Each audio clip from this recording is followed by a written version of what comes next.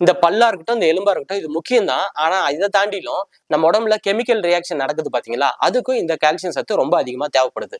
இப்போ நம்ம உணவு மூலியமா நம்மளுக்கு கிடைக்கிற கால்சியம் சத்து கம்மியாயிடுதுங்க. கம்மியானதுக்கு அப்புறம் நம்ம உடம்புக்கு தேவையான கால்சியம் சத்து கிடைக்காம நம்ம உடம்பு ஒரு தடுமாறும். அப்ப நம்மளோட உடம்புல இருக்கிற மெக்கானிசம் என்ன பண்ணும் பாத்தீங்கன்னா, இது ஏற்கனவே எக்ஸஸா ஸ்டோர் பண்ணி வச்சிருக்கிற நம்ம எலும்புல இருந்தோ பல்லுல இருந்தோ அந்த கால்சியத்தை உறிஞ்சி அந்த கெமிக்கல் ப்ராசஸ்க்கு கொடுக்குதுங்க.